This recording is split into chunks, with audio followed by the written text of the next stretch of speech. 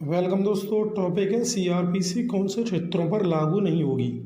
तो सबसे पहले तो जानते हैं इसके बारे में कहाँ बताया गया है। इसके बारे में जो बताया गया है सीआरपीसी के सेक्शन 1 में बताया गया है। अब सीआरपीसी के सेक्शन 1 क्या कहता है उसे समझते हैं। सीआरपीसी का सेक्शन 1 जो 3 चीज़ों के बारे में बताता है। सबसे पहले तो बताता है इसका जो संक्षिप्त नाम है वो क्या होगा। दूसरा बताता है कि कहाँ लागू होगी और कहाँ लागू नहीं होगी। और तीसरा जो बताता है कब से प्रारंभ होगी। ठीक है, तो सबसे पहले सबसेक्शन 1 पे चलते हैं। सबसेक्शन 1 कहता है ये जो सीआरपीसी है, जो एक्ट है, अधिनियम है, लॉ, इसका संक्षिप्त नाम है वो दंड प्रक्रिया संहिता 1973 है, यानी सीआरपीसी 1973 है। ये क्यों है वो समझिए। इसलिए है क्योंकि सीआरपीसी 1973 में ही बनी थी, इसलिए इसका नाम दंड प्रक्रिया संहिता 1973 रख दिया गया। अब सबसेक्शन 2 पे चलते हैं। सबसेक्शन 2 क्या कहता है। सबसेक्शन 2 कहता है कि जो सीआरपीसी है, क्रिमिनल प्रोसीजर कोड, ये संपूर्ण भारत पे लागू होगी। जब से 370 हट गया अनुच्छेद तो जम्मू कश्मीर पर भी लागू हुआ अभी है। पर इसके जो अध्याय 8, 10 और 11 उनको छोड़ के, यानी 8, 10 और 11 तो लागू होंगे, इनको छोड़ के बाद में की जो पूरी सीआरपीसी है, ठीक है ना, वो 2 जगह लागू नहीं होगी। एक तो नागालैंड पे और एक जनजातीय क्षेत्रों पर लागू नहीं होगी। अब बात करते हैं लागू करना है नागालैंड राज्य जनजातीय क्षेत्र पर तो क्या प्रावधान है।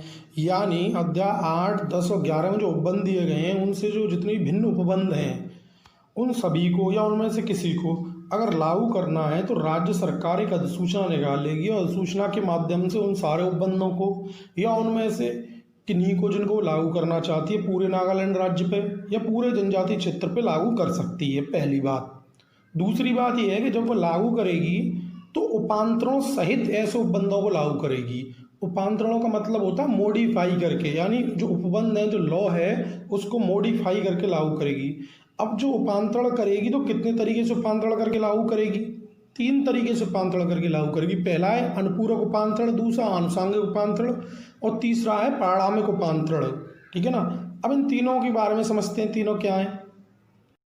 पहला है अनुपूरक उपांतरण। अनुपूरक उपांतरण उसे कहते हैं यानी कोई उपबंध जो एक पक्ष लागू कर रहा है और दूसरे पक्ष पे लागू किया जा रहा है, यानी राज्य सरकार तो लागू कर रही है और नागालैंड और जनजातीय क्षेत्र पे लागू किया जा रहा है, तो यानी दोनों पक्षों की म्यूचुअल कंसेंट से किसी भी उपबंध को उपांतरण किया गया यानी मॉडिफाई किया गया है, उसे अनुपूरक उपांतरण कहते हैं। दूसरा आनुषंगिक उपांतरण।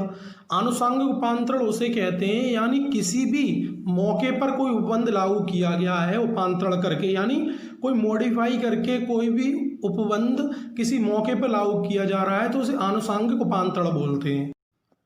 अब तीसरा समझिए पारणामिक उपांतरण। यानी पारणामिक का मतलब समझिए। पारणामिक का मतलब है कोई घटना के फलस्वरूप कोई परिणाम निकला तो उसके लिए कोई उपबंध लागू किया गया। ठीक है ना। तो जो उपबंध लागू किया गया उपांतरण करके लागू किया यानी मॉडिफाई करके, तो उसे बोला गया पारणामिक उपांतरण। किसी घटना के परिणाम स्वरूप किसी उपबंध को उपांतरण करके लागू करना उसे पारणामिक उपांतरण बोला जाएगा।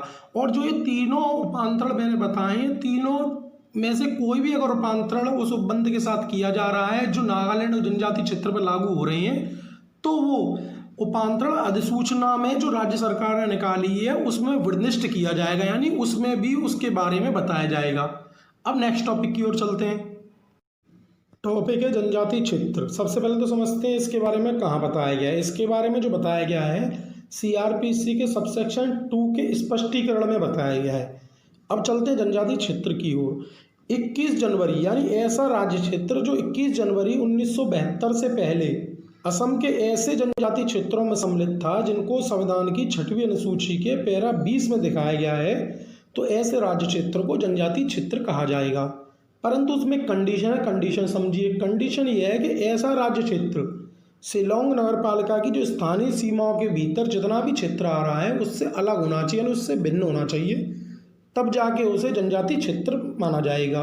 अब चलते हैं सबसेक्शन 3 की ओर।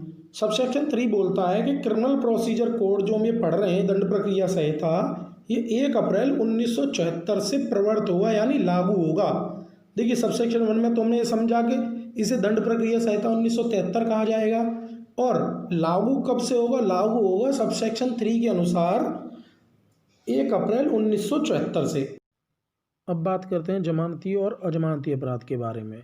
तो दोस्तों जानते हैं कि जमानती और अजमानती अपराध के बारे में प्रावधान कहाँ दिया गया है। इसके बारे में जो बताया गया है सीआरपी सेक्शन 2A में बताया गया है। अब सीआरपी से सेक्शन 2A क्या कहता है वो समझते हैं। सबसे पहले तो इस सेक्शन में जमानती अपराध के बारे में समझते हैं कि जमानती अपराध किसे कहते हैं। तो देखिए इस सेक्शन में जमानती अपराध के बारे में जो बताया गया है 3 तथ्यों के आधार पर बताया गया है कि कौन से वे 3 तथ्य हैं जिनके आधार पर किसी अपराध को जमानती अपराध समझा जाएगा। तो देखिए ऐसा अपराध जमानती अपराध है, पहला तथ्य जिसे प्रथम अनुसूची में जमानती बताया गया, यानी पहला तथ्य यह है कि अगर कोई अपराध जिसे प्रथम अनुसूची में जमानती बताया गया है तो वो जमानती अपराध समझा जाएगा, उसे जमानती दिखाया गया है तो वो जमानती अपराध समझा जाएगा। दूसरा तथ्य यह है कि तत्समय प्रवर्त किसी अन्य विधि द्वारा जमानती बनाया गया है, यानी कोई अपराध हुआ और उस समय कोई ऐसी विधि प्रवृत्त है या लागू है और उस विधि के अनुसार वो अपराध जो हुआ है उसमें उसे जमानती बनाया गया है तो वो ऐसा अपराध जमानती कहलाया जाएगा। और तीसरा तथ्य ये है कि अजमानती अपराध से कोई अन्य अपराध जमानती समझा जाएगा, यानी अगर जिस अपराध के बारे में हमें ये पता है कि अपराध अजमानती है अपराध है तो उसको छोड़ के सारे अपराध जमानती होंगे।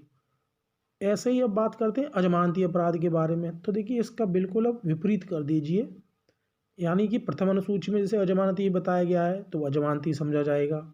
तत्समय प्रवर्त उस समय कोई विधि लागू है और उसके अनुसार कोई अजमानती बताया गया तो अजमानती समझा जाएगा। और जिसके बारे में हमें पता है कि अजमानती अपराध है तो अजमानती अपराध है ही है। इस तरीके से निर्धारित करेंगे कि कौन सा अपराध जमानती है और कौन सा अपराध अजमानती है। अब इन दोनों को थोड़ा प्रैक्टिकली समझते हैं, जमानती और अजमानती अपराध के बारे में। देखिए कोई अगर अपराध हुआ और उस अपराध में एफआईआर दर्ज हुई और एफआईआर दर्ज होने के बाद पुलिस ने अगर चार्जशीट लगा दी है और चार्जशीट लगा दी या चार्जशीट नहीं लगा दी है, अगर हम बेल एप्लीकेशन उसके लिए कोर्ट में मूव करते हैं और वह अपराध जमानती है तो जनरली क्या होगा, कोर्ट उसमें बेल दे देगी। और अगर ऐसा वो अपराध अजमानती है जिसके बारे में एफआईआर दर्ज हुई है, अगर हमने एंटिसिपेटरी बेल डाली या चार्जशीट लग गई उसके बाद हमने बेल डाली तो जनरली कोर्ट उसमें बेल नहीं देगा। वर्ष केस में दे भी सकता है, कोर्ट का अपना पावर है। तो इस तरीके से जमानती और अजमानती अपराध को हम प्रैक्टिकली लेके चलते हैं। तो दोस्तों हम और आप आपस में जुड़े रहें, इसलिए चैनल को सब्सक्राइब करिए, ज़्यादा से ज़्यादा शेयर करिएगा। टॉपिक्स को पढ़ने के लिए हमारा टेलीग्राम चैनल ज्वाइन कीजिए, लिंक मैंने आप लोगों के लिए डिस्क्रिप्शन में नीचे दे रखा है। Thank you so much.